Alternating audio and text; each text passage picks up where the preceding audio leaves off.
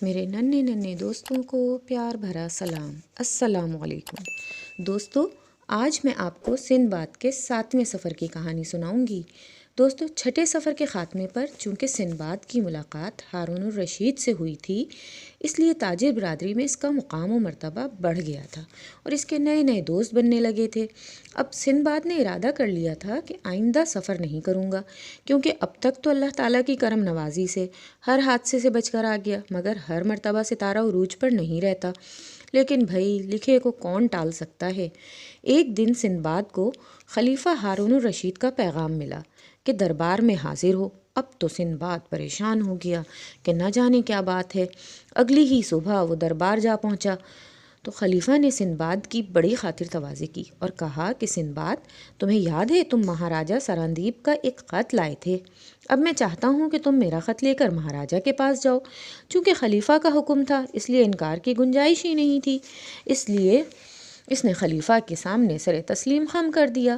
خلیفہ ہارون الرشید نے ملازموں کو حکم دیا کہ ایک اچھا سا بحری جہاز تیار کرو۔ جب تیاری مکمل ہو گئی تو خلیفہ نے سندباد کو مہاراجہ سرندیپ کے لیے بہت سے تحفے تحائف اور ایک خط دے کر روانہ کیا۔ سندباد سارے تحائف اور خط لے کر جہاز پر بصرہ سے روانہ ہوا۔ سرندیپ تک سندباد کا سفر بہت اچھا گزرا اور سندباد خیر خیریت سے مہاراجہ کے دربار میں پہنچ گیا اور مہاراجہ کو خلیفہ کے بیش قیمت تحائف اور نذرانے پیش کیے اور خلیفہ کا خط بھی دیا۔ مہاراجہ بہت خوش ہوا اور سندباد کو بہت عزت و احترام سے اپنا مہمان ٹھہرایا، کیونکہ سندباد سفارتی مہمان تھا۔ سفارتی مہمان سمجھتے ہیں؟ یعنی کوئی سفارتی خط لے کر جانے والا مہمان۔ اس لیے 3 دن تک اس کی خوب خاطر تواضی کی۔ چوتھے دن مہاراجہ نے سندباد کو بہت سے تحفے تحائف سے نوازا اور عزت و اکرام کے ساتھ روانہ کیا۔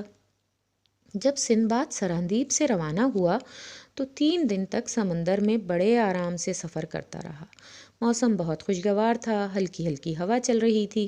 سندباد نے اللہ کا شکر ادا کیا کہ اس نے مہاراجہ کی امانت خیر خیریت کے ساتھ پہنچا دی اور اب واپسی کا سفر بھی اچھی طرح جاری ہے۔ وہ خوش تھا کہ بغیر کسی حادثے کے واپس پہنچ جاؤں گا، مگر ابھی سندباد کی قسمت میں کچھ آزمائشیں باقی تھیں۔ ایک دن سندباد کا جہاز کھلے سمندر میں سفر کر رہا تھا کہ اچانک بحری قزاقوں نے حملہ کر دیا۔ بحری قزاق سمجھتے ہیں بچوں کسے کہتے ہیں؟ بحری قزاق سمندری ڈاکوؤں کو کہتے ہیں، جو سمندر میں بحری جہازوں اور کشتیوں میں لوٹ مار کرتے ہیں۔ اب یہ بحری قزاق جو تھے وہ 5-6 بڑی بڑی کشتیوں میں سوار تھے، جنہوں نے جہاز کے گرد گھیرا ڈال دیا۔ وہ سب ہتھیاروں سے لیس تھے اور جہاز پر چڑھ گئے، جہاز پر لوٹ مار کی اور تمام لوگوں کو قیدی بنا لیا اور جہاز پر بھی قبضہ کر لیا اور جہاز کو ایک جزیرے پر لے گئے اور تمام قیدیوں کو غلام بنا کر بیچ دیا۔ خوش قسمتی سے سندباد کو جس تاجر نے خریدا وہ ایک نرم دل شخص تھا، سندباد سے بڑی نرمی سے پیش آتا۔ ایک دن اس نے سندباد کو بلایا اور پوچھا کہ کیا تم تیر چلانا جانتے ہو؟ سندباد نے کہا جی ہاں، میں تیر چلا سکتا ہوں۔ تو تاجر بولا یہ تو بہت اچھی بات ہے، میں تمہیں ان لوگوں کے ساتھ کر دیتا ہوں جو ہاتھی کا شکار کرتے ہیں۔ سندباد تو گھبرا گیا، مگر تاجر نے کہا یہ بہت آسان کام ہے۔ شام کے وقت تاجر سندباد کو لے کر جنگل میں پہنچا اور سندباد سے کہا کہ تم تیر لے کر درخت پر چڑھ جاؤ، جب ہاتھی قریب آئے تو تم ایک کو اپنے تیر سے زخمی کر دینا، بس یہی تمہارا کام ہے، اس کے بعد ہم خود ہی زخمی ہاتھی کو ڈھونڈ لیں گے۔ درخت خاصا مضبوط اور اونچا تھا، لہٰذا یہ کام سندباد کو خاصا آسان لگا۔ بعد میں اسے پتہ چلا کہ تمام تیر زہر میں بجھے ہوئے تھے، ان کی ہلکی سی خراش بھی ہاتھی کو موت کی نیند سلا سکتی تھی۔ سندباد خاصی دیر تک ہاتھیوں کا انتظار کرتا رہا۔ آخر ایک ہاتھی اس درخت کے قریب آیا جس پر سندباد بیٹھا ہوا تھا۔ سندباد نے تیر چلایا اور وہ ہاتھی زخمی ہو گیا۔ صبح کو تاجر آیا اور درخت کے قریب مردہ ہاتھی دیکھ کر بڑا خوش ہوا اور سندباد سے کہا مجھے بڑی خوشی ہے کہ تمہارا نشانہ بڑا اچھا ہے۔ اس نے سندباد کو ہاتھی دانت الگ کرنے کا طریقہ بھی سمجھایا اور یہ لوگ ہاتھی دانت لے کر چلے گئے۔ اسی روز دوپہر کے بعد سندباد کی 2 آدمیوں سے ملاقات ہوئی۔ انہیں بھی سمندری ڈاکوؤں نے بیچا تھا، وہ بھی ہاتھیوں کا شکار کرتے تھے۔ ان میں سے ایک نے کہا کہ اگر ہم روز روز ہاتھی مارتے رہیں تب بھی موت سے نہیں بچ سکتے۔ ہاتھی تو ایسی مخلوق ہے کہ اگر ایک ہاتھی مارا جائے تو اس کا رشتہ دار ہاتھی بدلہ لیتا ہے، ان میں اتنی عقل ہوتی ہے۔ اس نے سندباد کو بڑے کام کی باتیں بتائیں۔ سندباد غور کرنے کے بعد اس نتیجے پر پہنچا کہ اول تو سندباد کو ایک ہی درخت پر دوسری بار نہیں بیٹھنا چاہیے، تاکہ اگر ہاتھی بدلہ لینے آئے تو وہ اس درخت پر موجود ہی نہ ہو۔ دوسرا یہ کہ جب زیادہ ہاتھی ہوں تو تیر نہیں چلانا چاہیے۔ تیسرے یہ کہ اس یقین سے تیر چلانا چاہیے کہ ہاتھی ضرور زخمی ہو، کیونکہ اگر وہ بچ گیا تو پھر تو بھائی سندباد کی خیر نہیں۔ کئی مہینوں تک سندباد روزانہ ایک ہاتھی مارتا رہا۔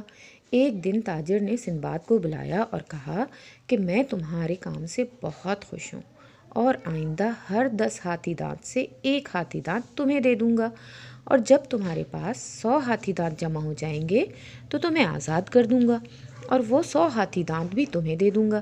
یہ سن کر سندباد بہت خوش ہوا کہ چلو آزادی کی کوئی تو صورت نکلی، لہٰذا وہ اور زیادہ محنت کرنے لگا۔ ایک دن بہت سارے ہاتھی اس درخت کے گرد جمع ہو گئے جس پر سندباد چڑھا ہوا تھا۔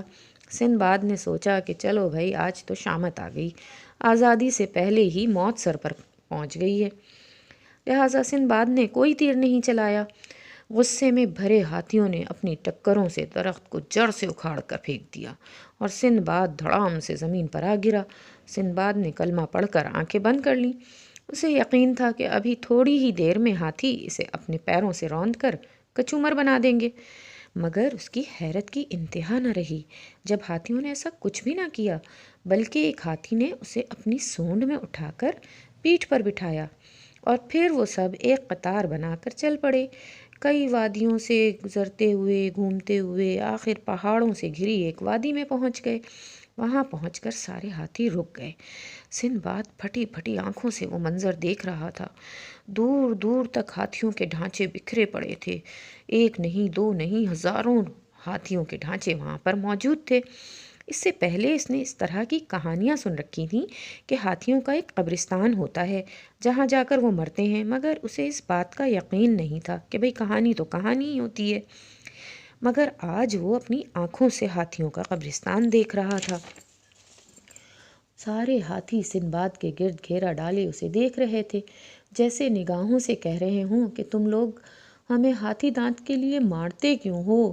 دیکھو یہاں کتنے ہاتھی دانت ہیں، جتنے چاہو لے لو، مگر ہمیں مت مارو، یہ ہمارے کس کام کے ہیں، ہمارے لیے تو اب یہ بیکار ہیں۔ یہ منظر دیکھ کر سندباد بہت شرمندہ ہوا اور دکھ کی وجہ سے اس کی آنکھوں سے آنسو جاری ہو گئے۔ یوں لگا جیسے ہاتھی بھی اس کی شرمندگی اور دکھ کو سمجھ گئے ہوں اور اسے معاف کر دیا ہو۔ پھر ہاتھی ایک طرف کو واپس پلٹ گئے اور جس ہاتھی کی پیٹھ پر سندباد سوار تھا وہ بھی ان کے ساتھ روانہ ہو گیا۔ جنگل کے کنارے پر پہنچ کر ہاتھی نے سندباد کو اتار دیا۔ زمین پر اترتے ہی سندباد نے جان بچنے پر سجدہ شکر ادا کیا اور اللہ تعالیٰ کا لاکھ لاکھ شکر ادا کیا کہ آج پھر اس کی جان بچ گئی۔ وہ ہاتھیوں کا پیغام سمجھ چکا تھا۔ جب وہ واپس اپنے تاجر کے پاس پہنچا تو تاجر اور اس کے باقی جو ساتھی تاجر تھے ان کو لے کر ہاتھیوں کے قبرستان آیا اور انہیں سارا ماجرا سنایا اور ان سے وعدہ لیا کہ وہ ضرورت سے زیادہ ہاتھی دانت وہاں سے نہیں اٹھائیں گے اور اب ہاتھیوں کو نہیں ماریں گے، ان بیچاروں کا کیا قصور ہے۔ ان سب نے وعدہ کیا کہ اب ہم ہاتھیوں کو نہیں ماریں گے اور ہمیں جتنے ہاتھی دانت کی ضرورت ہوگی وہ ہم یہاں سے اٹھائیں گے، اکٹھا سارے نہیں اٹھائیں گے۔ پھر سب ہنسی خوشی واپس آئے۔ ان تاجروں نے سندباد کو بھی بہت سارے تحفے دیے اور وہ 100 ہاتھی دانت بھی دے دیے جو اس نے جمع کیے تھے، اور یوں سندباد کو آزاد کر دیا اور سندباد ہنسی خوشی اپنے وطن کی طرف روانہ ہو گیا۔ وطن پہنچ کر اس نے سب کچھ بیچ کر دوبارہ کاروبار کا آغاز کر دیا اور پھر ہمیشہ ہمیشہ کے لیے اگلے سفر سے توبہ کر لی۔ یوں سندباد کا آخری سفر بھی اختتام پذیر ہوا۔ بچوں پھر ملیں گے کسی نئی کہانی کے ساتھ۔ اللہ حافظ۔